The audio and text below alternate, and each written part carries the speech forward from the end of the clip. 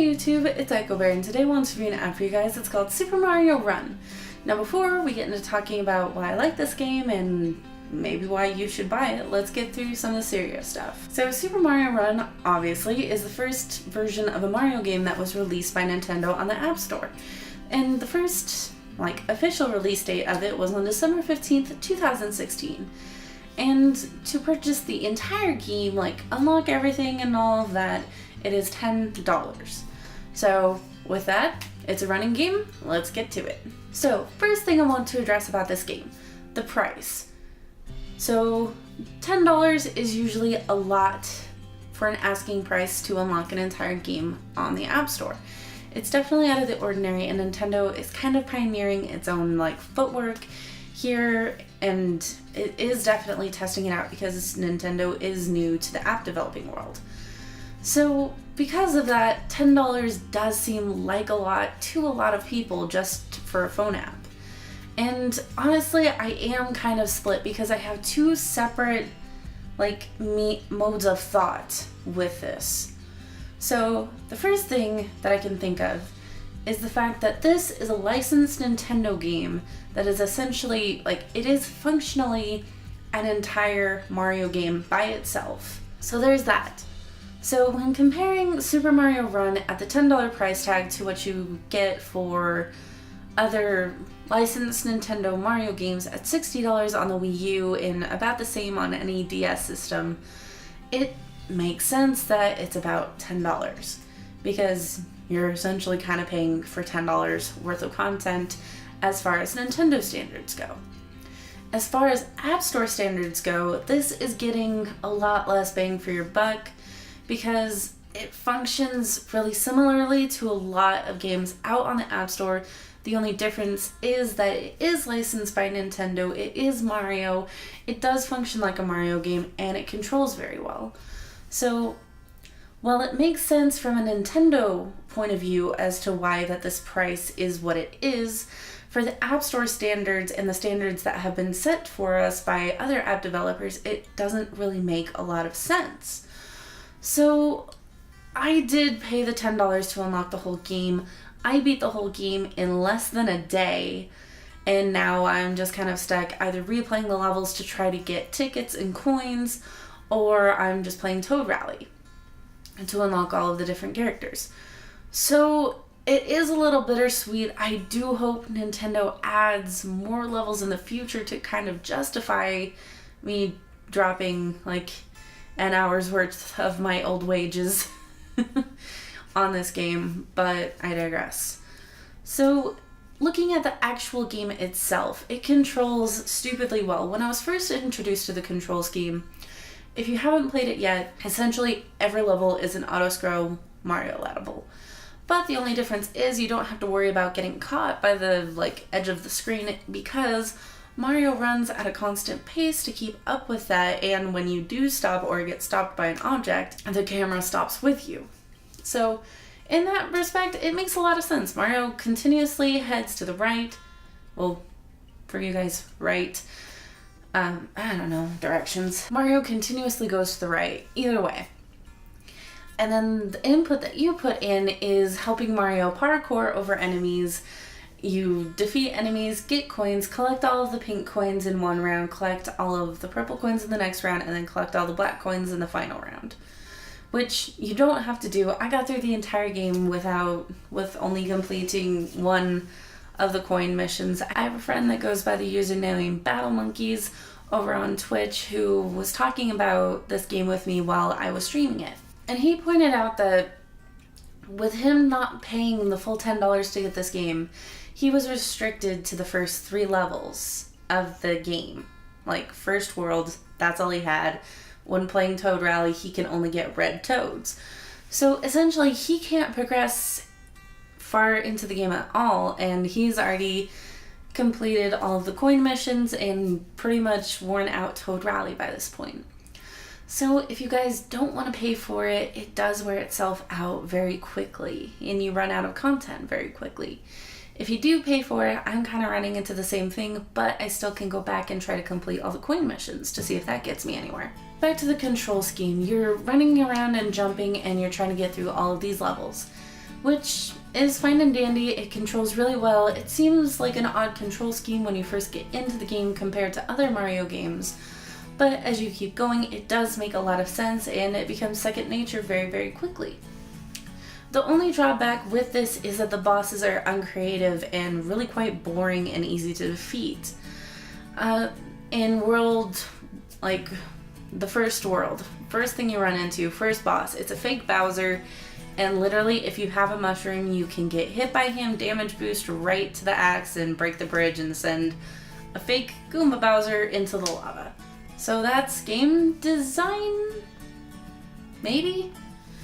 Honestly, it's really boring. The bosses weren't memorable at all. I know it's Bowser and Boom Boom from Super Mario 3D World, which I did play and I did enjoy a lot, but the fact that it's stuck on a 2D plane, it's trying to rekindle the same kind of feel and level design as Super Mario World had, and it just doesn't work out because the bosses are boring and stupidly easy to defeat. Like, I literally beat the final Bowser on my first try. I didn't even get a game over. So aside from that, it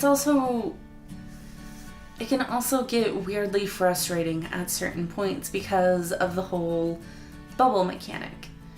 The bubble mechanic is really interesting because it lets you take more than the normal 2 hits that Mario gets once you get a mushroom. But at the same time, it doesn't just like kind of bubble you and take you back to a little ways before you die. If you don't pay attention to it, it will literally take you back to the very beginning of the level and not give you your time back.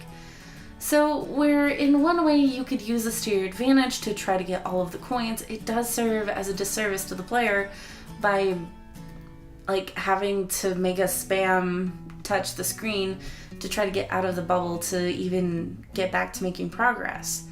Which also this mechanic comes into play within Toad Run because you do have an infinite number of bubbles that you can use, but it becomes a pain because you can get trapped in a loop of dying over and over because you're so focused on getting back to playing that you kind of miss out on like a good chance to do it because you're so focused on not losing a lot of ground. So gameplay wise, the differences between Toad Rally and the original like tour that you go through, like the main Mario campaign where you gotta go save the princess, differ very little. It's the exact same levels. Rally more so.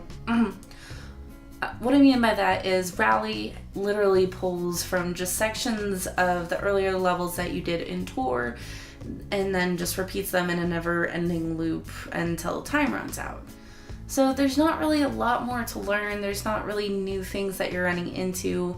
I wish that there would have been Rally-specific levels just because this seems like a bit of a bummer just having to replay the same levels over and over to try to unlock other characters. So far in the game, I've unlocked Peach, Mario, and Yoshi, and I'm hell-bent to unlock Toadette because I love Toadette with all of my heart. And the fact that it does give you unlockable characters is awesome. It encourages like more gameplay, like longer gameplay and more replayability because like the original Super Mario 2, it seems so far that the different characters have different assets. Peach can glide, Yoshi can do his little run thing to get a little extra height. I'm assuming Luigi will have a really long jump or be able to withstand his jump a lot longer, and I'm not sure what stats Toadette will have because I've never played Toadette in a game in this style before. But at the same time, I've completed the game. There's no point for me to really go back and relearn how to play the game again with different styles of characters, so it kind of defeats its own purpose because I've already beaten the entire game. As far as visuals go, this is pretty much following the same format and design as the last several like 3D Mario games or 2.5D Mario games where it's on a 2D plane but all of the assets are in 3D. Which honestly I'm getting a bit tired of because it doesn't seem like anything's different. Like between Luigi's Mansion, Super Mario Sunshine, Paper Mario, Mario Galaxy, and Super Mario 3D World, like those few games do have a discrepancy, but when you look at the more recent Mario games, like they're all using the same assets and it just feels like Nintendo's reusing stuff. Like even backgrounds, I feel like I watch a lot of people play Mario Maker, and literally all of these levels feel like something that could have just been pulled directly from Mario Maker using the more recent skins. Which isn't horrible, they look decent, but honestly, with it being a different platform specific game, I thought they would have like either freshened it up a bit, used something different, or just gone in a different direction, or maybe restyled something. But everything just feels like a very vanilla version of a Mario game. And sound design wise, it's Nintendo polish. Everything's really clean, everything's really clear. It's the same remix tracks that we're used to hearing in some of these newer Mario games. It's all a little nostalgia driven, a little fresh, and getting slightly boring at the same time. So despite everything I'm kind of being mean about this game with, I just want to give this a very, very brutal review because it is $10. And I want to be very critical and very upfront with people in what they're going to be getting if they do get into this game. Do I think it's worth it? Yeah, it was a lot of fun to play in the day that I did play it. So longevity of the game isn't that much. I feel like I can move on with my life and not really ever pick up Mario Run again. Which is definitely a disservice to this app because it should be a fun app. It should be like a substantial Mario game, but it's set up like that, but just compressed and like kind of dried out in an honest fashion. So for everything this game has, I'm only gonna give it about a 6 out of 10. It is wonderful for what it is, don't get me wrong. It's a Nintendo game, it's beautiful, it's clean, it's done really well, it's just boring, and I don't think it's fully worth the $10 that you spend on it. It's definitely fun. I mean, if you do want to try it, like if you're like, heck yes, Mario game, but I'm not sure about that $10 price tag, but if you definitely want to try it, I think you should. It is a fun game. The $10, honestly, if you want to get through all of these levels, collect everything, have the determination to unlock everything, get the kingdom leveled up through playing Toad Rally over and over and over again, I do think that you could like squeeze out the playtime out of this $10 app. If it were any other app, I would completely condone it for pricing it at this much, but for what it is, where it came from, and what it offers you, I think you should try it out. After that incredibly long ramble, thank you guys so much for watching. Make sure to like and comment down below.